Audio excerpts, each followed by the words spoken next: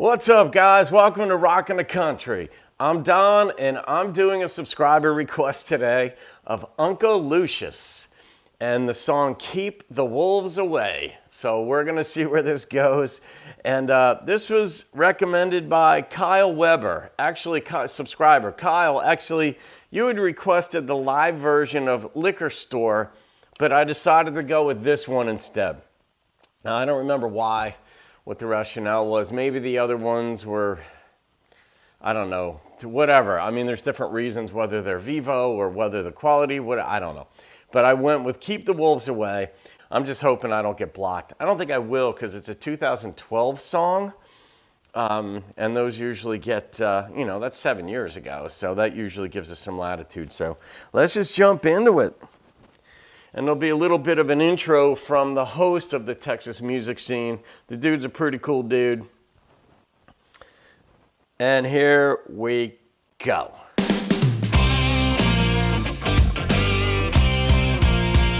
Nice rock beginning. Uncle Lucius's album, And You Are Me, is full of this Austin-based band's influences and impressive songwriting. One highlight is the biographical song, Keep the Wolves Away, written by lead vocalist Kevin Galloway. Oh, biographical, too. Yeah, I wrote Keep the Wolves Away. It's a true story, actually. I was born in Freeport, Texas, surrounded by refineries and chemical plants. My dad was actually hurt in a bad accident. He went to Galveston to clean up a spill on a ship and was hurt badly. The only reason he survived is because the burn unit, the best one in the world, is right across the street from where he had his accident, chemical burns. And so, it's totally true, the whole thing. It's kind of inspired me to do the thing that I do now, to help them out, Because he's still alive, he's doing good, but like the song says, he's pinching for pennies, He was out of work for a very long time because of that, and it changed everything for us. And so it's pretty cool to kind of bring it all back around. It's a compelling story as well, and I think it hits home with people that are in the grind, You hear that story all the time, blue collar in the grind and just barely making it, and especially these days,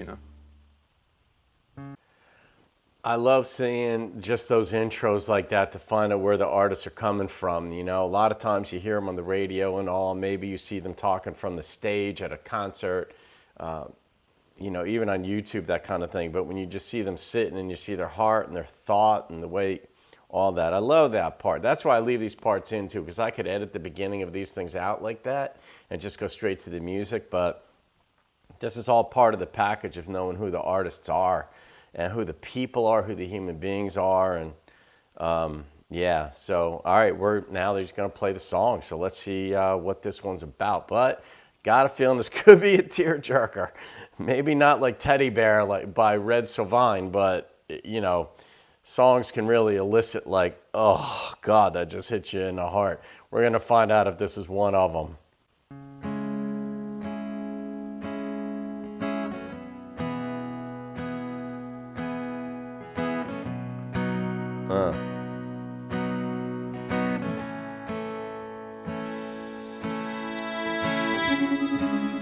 Accordion.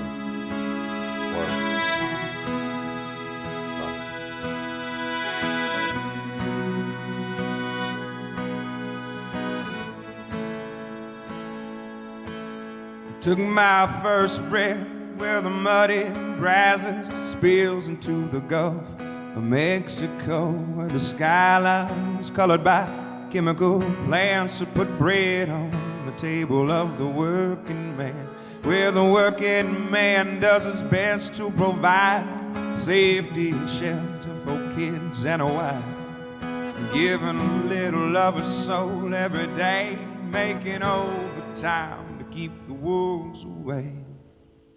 Yeah. Yup.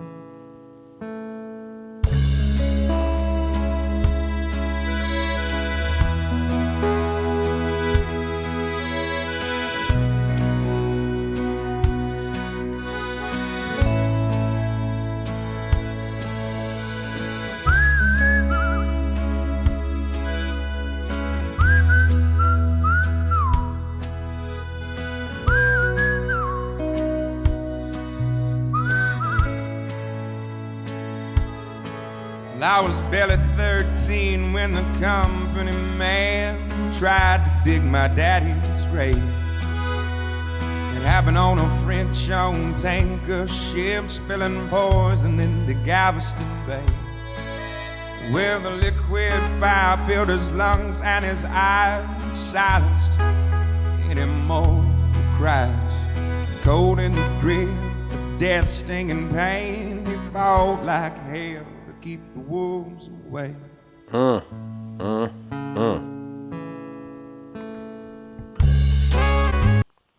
You know, I wonder, this is a true story too, I wonder if he kind of cried when he wrote the lyrics to this, or if the inspiration carried him to that special creative artistic place where you're in a zone, because he's writing about his father, obviously emotional, and you just wonder if, you know, these are the thoughts I get about, like, how do you write the words down? Like, what's the process? I try to put myself, if I was in that situation, what would I be thinking? How would I be processing it? Because, you know, I write a lot. I mean, I write a lot. I spend a lot of time writing in different formats, if you will, whether it's screenwriting, whether it's lyrics to songs, whether it's books, whether it's articles.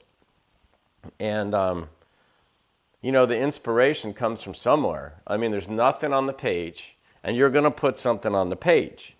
And that part of the human endeavor, that creative part, however we explain it, or to ourselves even, is fascinating to me. So when I think about a song like this, I'm like, I wonder, because it's a true story and he was honoring his father, if it was easier to write or was it harder to write?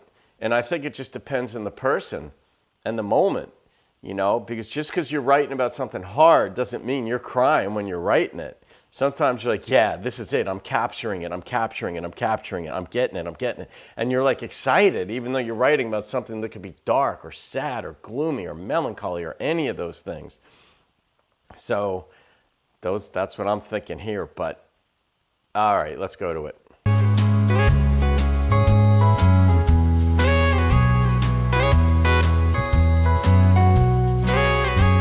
A lot of different instruments.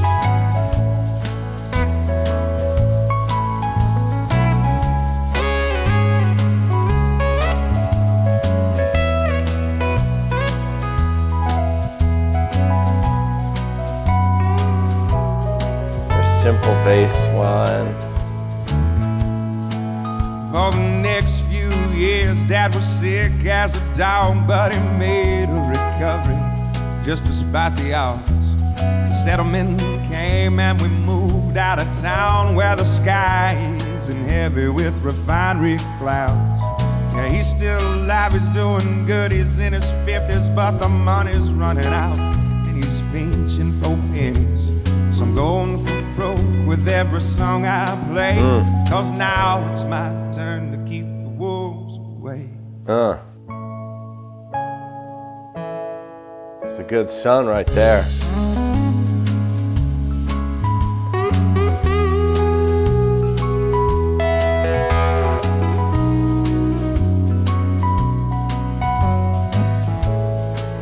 This is a thinking, feeling person song.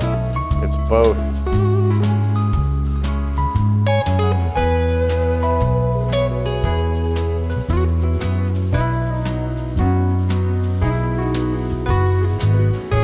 Nothing explosive about this, but the message.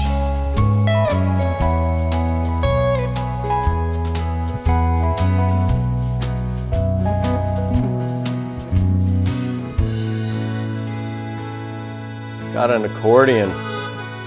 You don't see that too often, huh?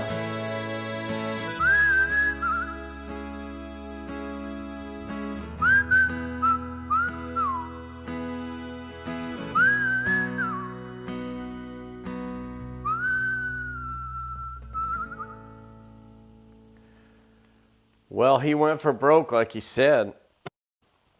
But I gotta say, I admire a song. A good song isn't just jamming and getting as much instrumentation in it as possible. That's easy to do.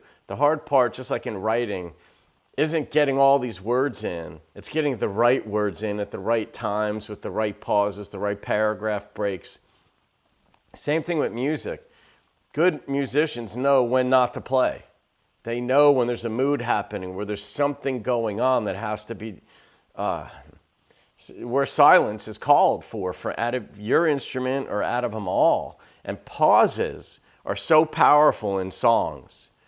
And so, you know, I wonder if the temptation was like, I'm going balls to the wall here and I'm going to hang those former employers in my song. And I'm just going to go pow right in their face. I don't know if that thought ever struck him. I bet it did at some point. But this isn't one of those songs. He went the opposite direction. Like, I'm just going to let this message hang out there. I'm going to keep the wolves away. And he used that line, I think, 3 times, each in a different context. I'm not going to rate that just because the nature of the song, I guess, you know. I don't know. Sometimes I just don't feel like rating a song because he wrote this in honor of his father, and that's a beautiful thing, you know. That is a beautiful thing, and I hope his father is doing better. Some of you guys would probably know. Some of you guys might even know him. So, all right, that's the dealio, guys. All right, Uncle Lucius' song, yeah. All right, Kyle Weber, sorry it wasn't the one that you requested. Maybe I'll get to that one, but I forget why I went with this, and I'm glad I did. I've got no regrets. But thank you for the recommendation of Uncle Lucius. That's some good stuff right there. Keep the wolves away, and that's it. All right, guys, have a great day. See you on another video. Keep rocking the country.